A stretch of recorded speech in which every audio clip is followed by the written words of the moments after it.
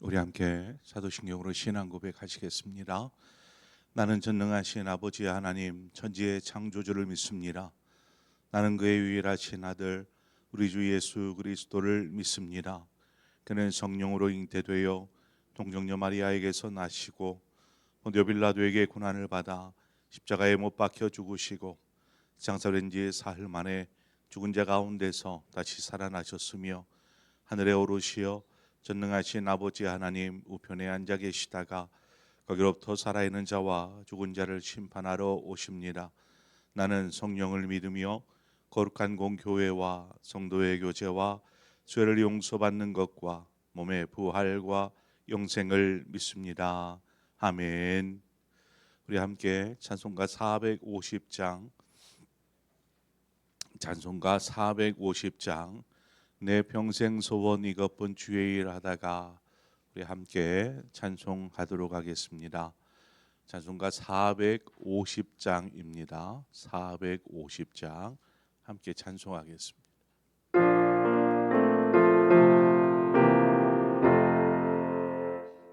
내 평생 소원 이것뿐 주의 일 하다가 이 세상이 멸하는 날 주 앞에 가리라. 꿈같이 헛된 세상에 죄할 것 뭐냐. 이 수고함만 하여도 헛된 것뿐일세. 불같은 시험만이라 곱내게 맙시라. 그르의 권능 그 신이 이기고 남겠네. 금보다 귀한 믿음은 참법에 되노라. 이들이 믿는 사람들 다 복을 받겠네. 살같이 빠른 왕음을 주 위에 아끼세. 온 몸과 마음을 바치고 힘써서 일하세.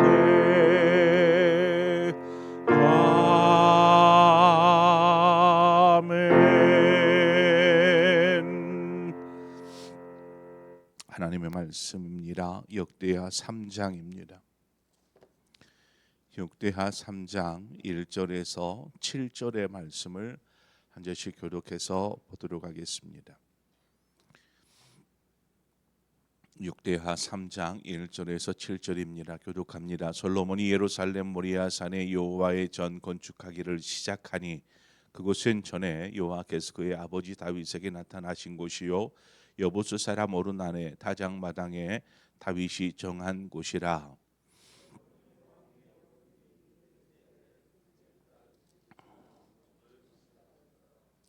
솔로몬이 하나님의 전을 위하여 놓은 지대는 이러하니 옛날에 쓰던 자로 길이가 60규빗이요 너비가 20규빗이며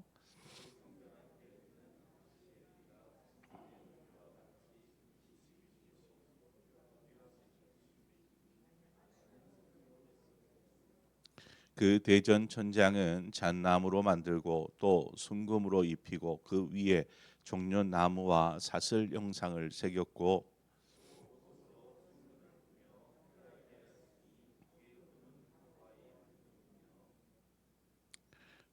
함께 읽습니다. 또 금으로 성전과 그 들보와 문지방과 병과 문짝에 입히고 벽에 그룹들을 아로 새겼더라. 아멘. 본문을 보면 성전 건축을 위한 장소가 이제 정해져 있는 것을 보게 됩니다. 이미 이제 다윗이 성전 지을 장소라고 정하여서 솔로몬에게 알려준 것이죠. 그곳이 어떤 곳이냐? 본문의 말씀처럼 믿음의 조상 아브라함이 아들 이삭을 하나님 앞에 번제로 드릴 때에 제사 드렸던 장소가 바로 모리아 산입니다. 하나님께서는 이삭을 번제로 받으시지 않고 수풀에 걸려 있는 순양을 이미 준비해 놓으셨다가 그것으로 번제를 드리게 하시죠. 그리고 그곳 이름을 여호와 이레 이렇게 하나님께서 준비하셨다라는 의미의 여호와 이레라 불렀습니다. 이뿐만 아니라 역대상 21장에 가보면 다윗이 하나님이 원하지 않는, 하나님을 신뢰하지 않는 그러한 행위를 하게 됩니다. 그것이 무엇이냐면 인구를 조사케 한 것이죠. 이 인구 조사를 행한 일로 인해서 하나님께서 이스라엘 가운데 징계를 하십니다. 그래서 전염병이 돌아서 그 무고한 이스라엘 백성 7만 명이 죽음을 당하는 그러한 일이 있게 되지요. 이후에 여호와의 사자가 다윗 앞에 나타납니다. 그래서 오르난의 타작 마당에서 여호와를 위해서 제단을 쌓으라 이렇게 이야기를 하죠. 다윗이 그 오르난의 타작 마당을 자신의 돈을 들여서 그 밭을 다 삽니다. 그리고 그곳에서 제단을 쌓고 하나님 앞에 번제를 드리게 되죠. 이 번제를 드리고 나자 그 여호와의 사자가 빼냈던 칼을 다시 칼집에 꽂아 넣게 됩니다. 그로 이제 재앙이 끝이 난 것이죠. 이 일이 있고 나서 다윗이 뭐라고 고백하냐면 역대상 22장 1절에 다윗이 이르되 이는 여호와 하나님의 성전이요 이는 이스라엘의 번제단이라 하였더라. 이렇게 그 자리에서 고백합니다. 이 두 가지의 사건은 굉장히 매우 중요한 의미와 연관성을 가지고 있습니다. 두 가지 사건을 통해서 성전이 지어지는 그 장소 또 성전의 의미, 제사의 의미가 무엇인가를 말씀해 주고 있습니다. 그래서 우리 아브라함의 그 아들 이삭을 하나님 앞에 번제로 드린 이 사건은 믿음과 순종에 관한 것이죠. 믿음과 순종. 또 오르난의 타작 마게당에서 다윗이 드렸던 제사는 속죄와 또 구원에 관한 의미를 가지고 있습니다. 그러니까 하나님의 성전은 바로 이것을 담고 있습니다. 믿음과 순종. 이제 여기서 이제 제사이기 때문에 희생이라는 말이 들어가고 더불어서 속죄와 구원. 이것은 이 아브라함 때나 다윗의 때나 또 우리가 있는 이 때나 동일합니다.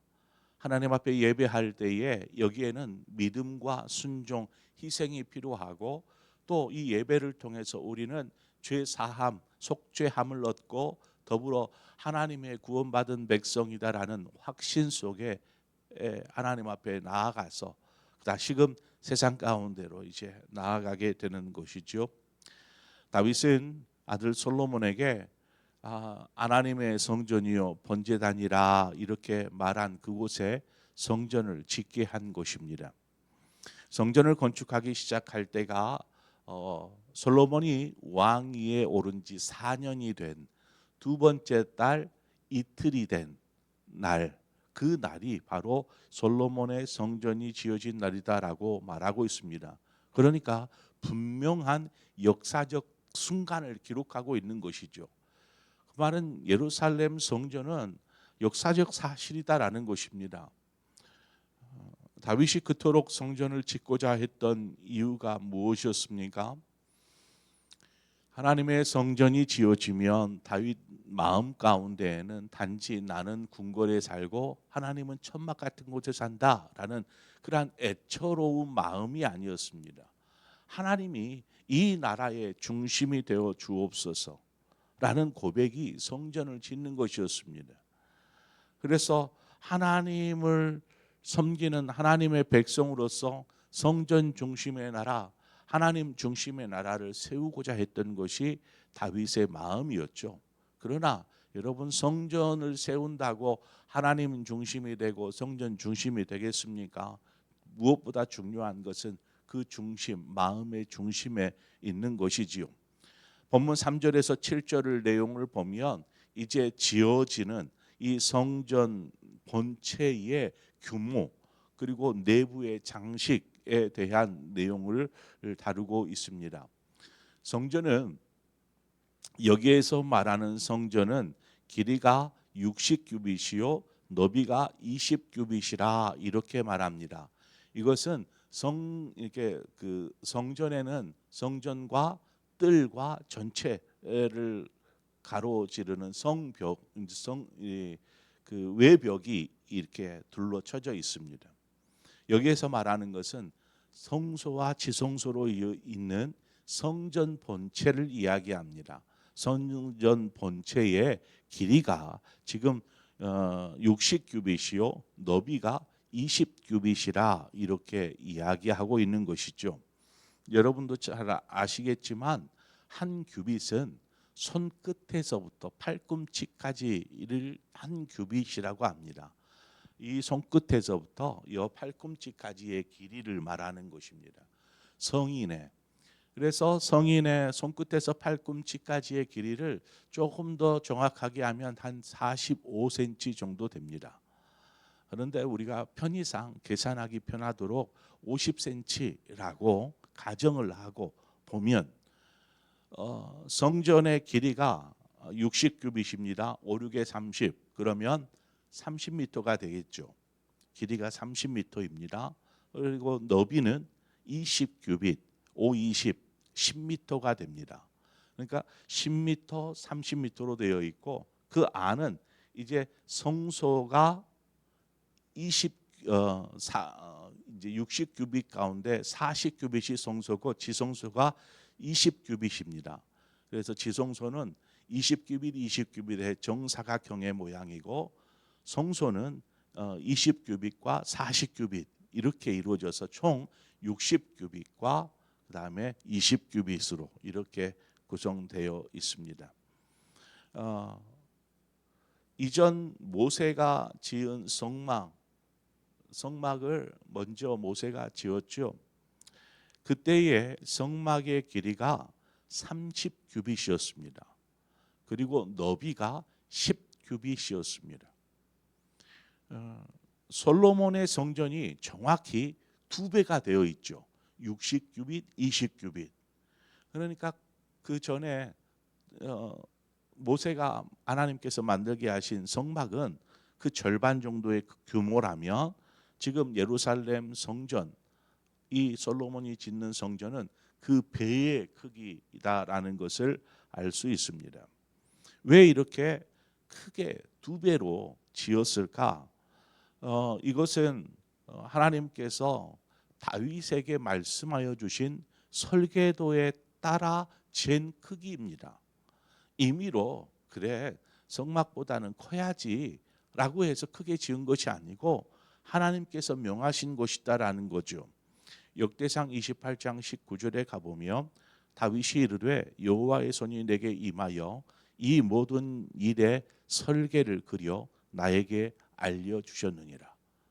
여기서 분명하게 그 설계를 그려 나에게 알려주셨다.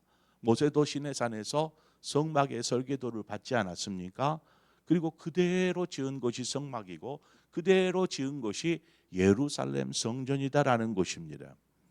성전을 더 크게 지어서도 안 되고 더 작게 지어서도 안 되는 것이죠. 왜냐하면 하나님의 뜻이 바로 이 크기였기 때문이죠. 60규빗과 20규빗으로 성전 본체를 지어라. 이것이 하나님의 뜻입니다. 사람의 욕심으로 나면 더 크게, 더 웅장하게, 더 아름답게 짓고 싶을지도 모릅니다. 그러나 하나님은 성전의 주인이시고 또한 성전을 세우시는 분도 여호와 하나님이시다라는 것입니다. 만약 하나님께서 이 성전을 세우지 아니하시면 세우는 자의 수고가 헛된 것입니다. 그렇지 않겠습니까? 그래서 예수님이 뭐라고 말씀하십니까? 십자가에 달리기 전에 예루살렘을 바라보시고 돌 위에 돈 하나 남지 않고 다 무너뜨리리라, 이렇게 말씀하십니다.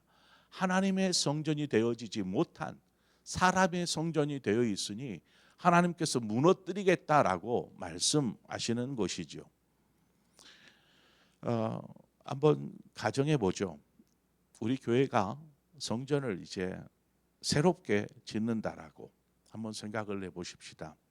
그러면 성전을 어떻게 짓겠습니까? 여러분이라면 우리 상봉교회를 새로 짓는다 하면 어떻게 짓겠습니까? 요즘 유행하는 둥그스름하게 이렇게 지어서 알 건가? 아니면 높이 어느 데는 3층으로 이렇게 짓는 데도 있고요. 어떤 식으로 짓겠습니까?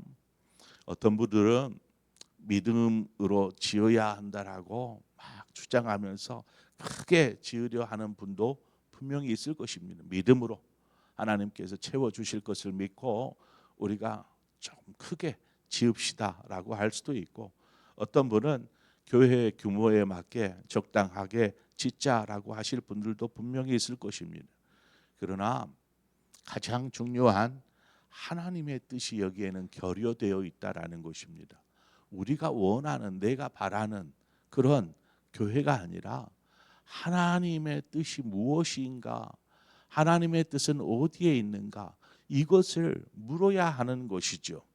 하나님이 원하시는 교회가 되어야지 사람이 볼 때 좋고 또 다른 사람들 앞에, 다른 교인들 앞에 자랑할 만한 교회 건물, 이것이 아니더라는 것입니다.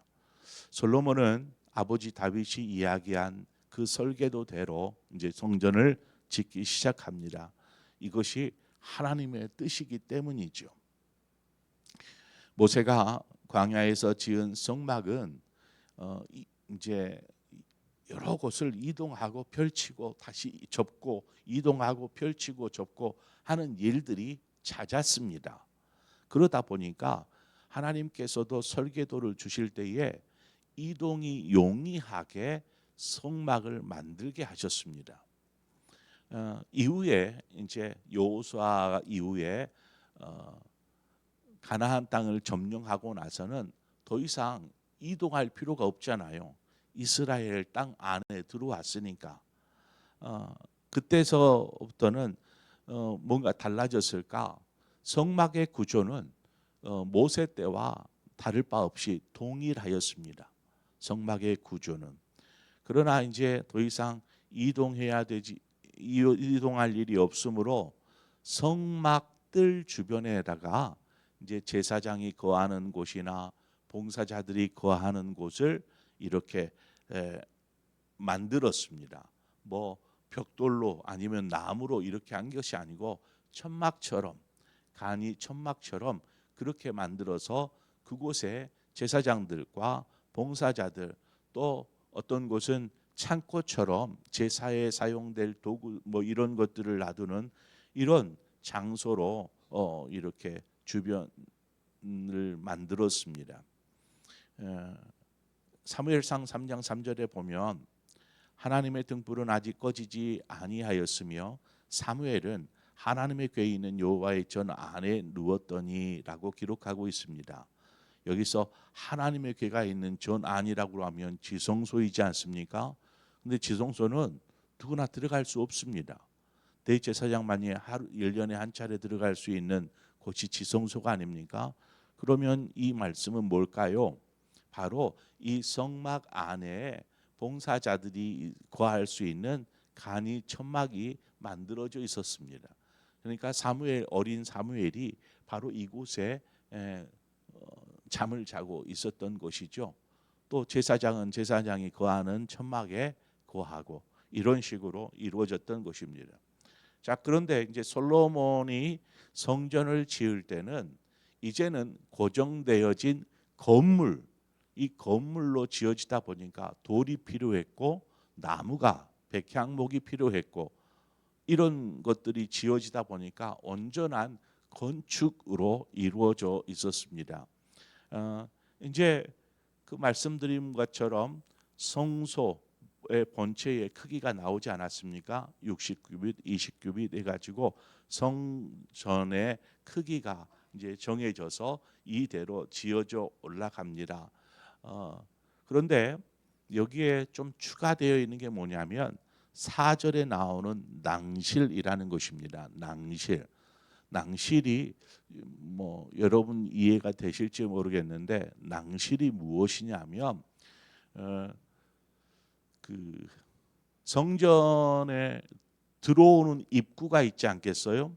들어오는 입구. 그리고 딱 들어오면 성소가 있고 또 들어가면 문을 열고 들어가면 지성소가 나오는 구조이지 않습니까? 여기에서 낭실이란 무엇이냐면 이제 동쪽에서부터 들어가게 되는데 동쪽에서 그 서쪽 방향으로 이제 문이 이렇게 형성되어 있습니다. 그러면 입구에다가 뭘 할 수는 없잖아요. 그리고 저 뒤쪽 지성소 저 뒤쪽 반대편에다가도 아무것도 하지 않습니다. 양 옆에 길다랗게 60규빗의 길이 그 벽을 단지 그냥 가로막는 벽의 용도가 아니고 이 벽을 두껍게 만들었습니다. 그리고 이제 그 벽이 길다랗게 있으면서 저 바깥에서 이 사이에 공간을 만든 것입니다. 이것이 낭실입니다. 낭실의 크기는 3층으로 이루어져 있었습니다. 그러니까 지성소와 성소의 길이에만큼 그 벽은 낭실이 들어있는 벽이었다라는 거죠. 그 낭실이 3층으로 이루어져서 많은 공간들이 나올 수 있었고 이 공간에 바로 제사장이 거처하는 곳, 또 봉사자들이 거처하는 곳, 또 여러 공간을 창고로 사용해서 그곳에다가 무슨 물품들을 보관하거나 제사에 사용될 것들을 좀 이렇게 보관하거나 이렇게 바로 그것이 낭실입니다. 보니까 60규빗 길이가 똑같죠. 옆으로 길게 벽으로 되어진 그 공간들을 다 낭실로 만든 것입니다. 너비는 한 2규빗 별로 되지 않습니다. 뭐 벽이 막 이만큼 클 필요가 없지 않습니까? 그러니까 한 2규빗 한 1m 정도. 그러니까 촘촘히 공간들이 이루어져 있고 이 공간들을 나누어서 어떤 거처로도 사용하고 했던 것이죠. 성전의 천장은 백향목으로 이루어져 있습니다. 백향목 나무로 이루어져 성전의 벽은 이제는 돌과 뭐 이런 것들로 이루어져 천장은 백향목으로 지어졌고 성전의 모든 곳에는 금으로 덮여 있었습니다. 금으로 이렇게 덮이는 것이죠. 오늘 본문의 낭실의 천장은 잣나무로 이루어졌다라고 기록되어 있는데 이 잣나무로 이루어져 있고 성소와 지성소에는 백향목으로 이루어져서 다 금으로 칠하져 있고 성소와 지성소는 전체가 금으로 이렇게 덮여져 있었습니다. 또 거기에다가 금으로 된 조각들을 이렇게 붙여서 장식을 하게 됩니다. 그러니까 순금으로 입혀졌죠. 그러니까 얼마나 많은 순금이 여러분 길이가 30m입니다. 또 너비가 있지 않아요. 그래 전체를 천장이고 옆이고 다 순금으로 이렇게 입혔다라는 것입니다. 그러니까 얼마나 많은 순금이 들어갔겠느냐라는 것을 알 수 있습니다. 성전의 모든 곳에는 바로 이 금으로 입혔습니다. 금으로. 또 그 벽에는 그룹들을 새겨서 벽에다가 이제 천사의 그림들을 이렇게 새겨서 해 놓았죠. 얼마나 화려하겠습니까? 막 조각되어지는 곳에 전체가 다 번쩍번쩍한 금으로 이루어져 있으니 성전 안을 왜 이렇게 순금으로 그냥 뭐 갑질 않은 것도 아니고 뭐 떡칠을 해놨을까? 뭐 이렇게 생각할 수도 있지만 그 순금이 의미하는 것이 무엇입니까? 순금. 여기에 순금이 갖는 의미가 거룩함의 의미가 있습니다. 다 불순물을 제거하고 온전한 순금, 이 거룩함, 또 순금이 갖는 그 완전함, 또 여기에는 하나님의 그 빛나는 순금처럼 빛나는 하나님의 영광을 의미해서 성소와 지성소 내부는 전부 다 순금으로 입혀져 있다라는 것입니다. 오늘 우리가 이제 성소와 지성소가 지어지는 이러한 상황 설계를 우리가 함께 살폈는데, 그것처럼 우리가 어떤 성전을 세워가는가, 우리 교회는 어떤 성전을 세워가고 있는가, 믿음과 또 순종과 희생과 또 여기에는 속죄와 구원에 관한 하나님의 성전의 의미가 분명하게 드러나고 있는가 우리는 살펴보아야 하고, 이 성전이 하나님 앞에 온전히 드려지기 위해서 늘 순전하고 또 거룩하고 온전하고 또 하나님의 그 영광을 드러낼 만한 교회로 세워져 있는가, 우리가 이것들을 묵상하면서 함께 기도하기를 원합니다. 기도하겠습니다. 하나님 아버지, 은혜를 감사합니다. 오늘 이 새벽 우리를 부르시고 인도하신 아버지 하나님, 솔로몬이 성전을 건축하지만 임의대로 하지 아니하고 말씀대로 감당하는 것처럼 교회는 하나님 믿음과 순종이 있어야 하고 또 그 속에 희생과 속죄와 구원이 있어야 함을 다시 한번 돌아보게 됩니다. 하나님, 우리 모두가 그런 마음으로 하나님의 성전을 찾게 하여 주시옵소서. 그리고 무엇보다도 하나님의 성전의 그 거룩함, 하나님의 완전하심이 또 하나님의 영광이 드러나는 하나님 교회로 세워지게 하여 주시옵소서. 예수님의 이름으로 기도합니다. 아멘. 시간 우리 함께 기도할 때에 하나님, 우리 상봉교회가 하나님이 원하시고 기뻐하시는 교회로 세워지게 하여 주옵소서. 교회를 통해서 오직 하나님의 영광만이 드러나게 하시고 하나님의 온전하심 또 하나님의 그 거룩하심이 드러나게 하여 주옵소서. 그리고 그 하나님의 그 뜻을 따라서 교회가 또 운영되어지고 더 온전히 세워지는 우리 상봉교회가 되게 해 주옵소서. 이런 마음으로 우리가 교회를 위해서 더불어 기도하고 더 나아가서 우리 나라와 민족을 위해서 기도하십시다. 한국 교회를 위해서 기도하십시다. 세계가 혼란 가운데 있음에도 불구하고 그나마 이 나라를 이렇게 세워주신 아버지, 그럼에도 불구하고 여전히 불이고 있고 죄악도 있고 그렇습니다. 이 나라가 바르게 세워지기 위해선 누가 앞장서야 할까요? 한국 교회입니다. 한국 교회가 하나님 앞에 거룩함과 온전함과 그 영광을 드러내게 부족함이 없는 한국 교회가 된다면 분명히 이 나라가 하나님 앞에 바르게 세워질 줄 믿습니다. 그런 한국 교회가 되도록, 그 한국 교회의 일익을 담당하는 우리 상봉 교회가 되도록 이 시간 우리 함께 한 마음으로 이 나라와 민족을 위해서, 한국 교회를 위해서 함께 기도하며 나아가도록 하겠습니다. 함께 기도하겠습니다. 하나님 아버지, 은혜를 감사합니다. 오늘 또 솔로몬이 짓는 하나님의 성전, 그 성전터가 그냥 아무나 넓은 곳에서 성전을 지을 만한 적당한 좋은 장소에서 짓는 것이 아니라